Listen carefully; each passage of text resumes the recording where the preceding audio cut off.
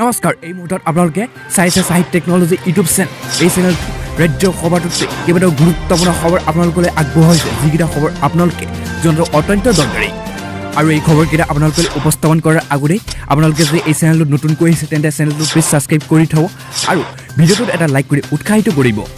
সন্ধিয়া প্ৰথমটো এই মুহূৰ্তত অতি গুৰুত্বপূৰ্ণ ব্ৰেকিং নিউজ এটা মুকলি হৈছে কিয়নো বৰদিন আজমল আৰু হিমন্ত বিশ্ব শৰ্মাৰ মাজত তুংগত বাকযুদ্ধ সৃষ্টি হৈ থাকে কিন্তু কিছু আজমলৰ টাৰ্গেট হিমন্ত বিশ্ব শৰ্মা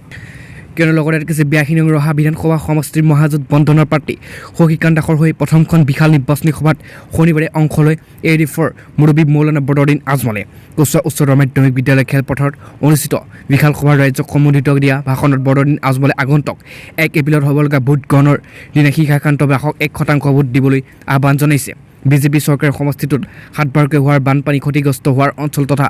বানত সৰ্বশাস্ত হোৱা পৰিয়ালক কোনো সাহায্য প্ৰদান কৰিছেনে নাই বুলি কিমানজন নিবনুৱাক চাকৰি দিছে বুলি প্ৰশ্ন কৰিছে আজমলে হিমন্ত বিশ্ব শৰ্মাৰ সমস্যা সৰব হৈ পৰে বৰদিন আজমল কিয় কৈছে ডক্টৰ হিমন্ত বিশ্ব শৰ্মা মানসিক ৰোগীৰ দৰে আমাক গালি পৰি আছে সেই হিমন্ত বিশ্ব শৰ্মা সকলোৱে দোৱা কৰক আৰু লগতে কৈছে আজমলে কয় যে 2 মেত মহাজোঁট বন্ধনে চৰকাৰ হ'ব আৰু চৰকাৰ আহিলে 5 লাখ নিবনুৱাক চাকৰি দি 25 লাখ লোকক বেচৰকাৰী বিভাগত চাকৰি দিয়া হ'ব প্ৰতিগৰাকী মহিলাক মাহিলী 2000কৈ টকা দিয়া হ'ব কোৱাৰ লগতে চাহ বাগানৰ শ্ৰমিকসকল 375 টকাকৈ পাৰিশ্ৰমিক দিয়া হ'ব বুলি প্ৰতিশ্ৰুতি প্ৰদান কৰি আজি সন্ধিয়া পাছতো এই মুহূৰ্তত অতি গুৰুত্বপূৰ্ণ ভয়ংকৰ খবৰ এটা মুকলি হৈছে কিন্তু সমগ্ৰ ভাৰতবৰ্ষৰ লগতে অসমতো কৰোনাৰ আতংক সৃষ্টি হৈছে তাৰ লগতে কৈছে কৰোনাৰ আতংকৰ বাবে ৰাজ্যত পুনৰ বন্ধ কৰি দিয়া ঘোষণা কৰিছে বিদ্যালয়সমূহ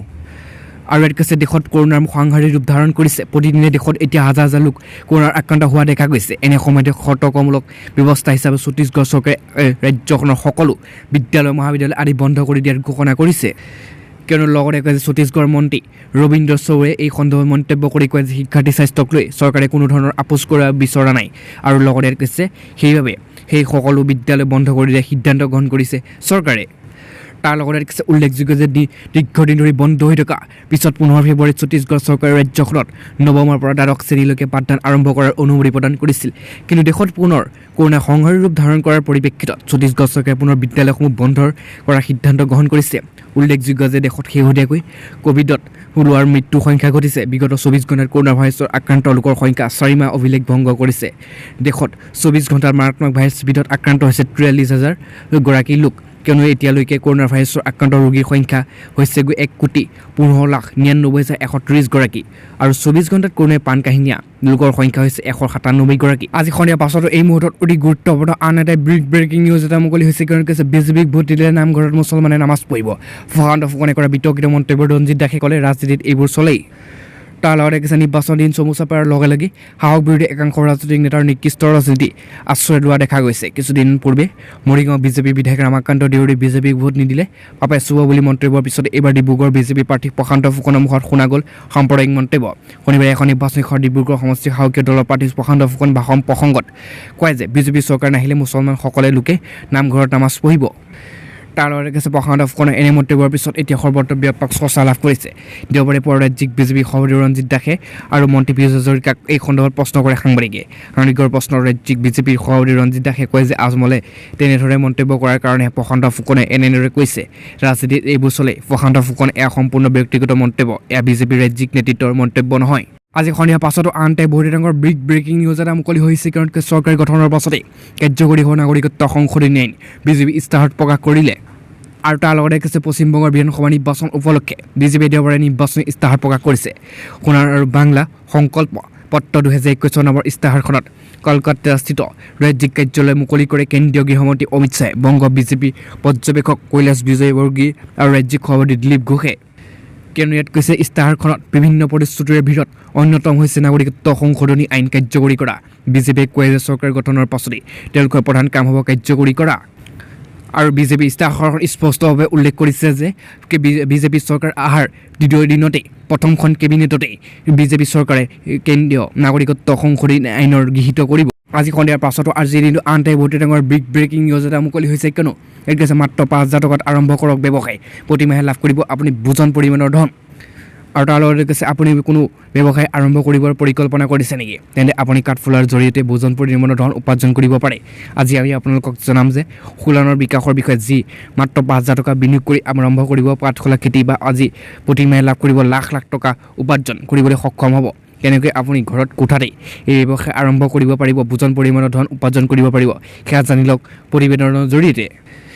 তাৰ লগতে প্ৰতিদিনে 3 টন কাঠফুলা খেতি কৰাৰ খোলানৰ বিষয়ে আপুনি জানে। এই বিষয়ত বিশেষটো হৈছে সৰুকৈ আৰম্ভ কৰিছিল আৰু শেহতীয়াকৈ এটা নতুন ব্যৱসায় ফাৰ্ম আৰম্ভ কৰিছে, য'ত তেওঁ প্ৰতিদিনে 3 টন কাঠফুলা উৎপাদন কৰি আছে। এই ব্যৱসায়ৰ বাবে কোনো বিশেষ প্ৰশিক্ষণৰো প্ৰয়োজন নাই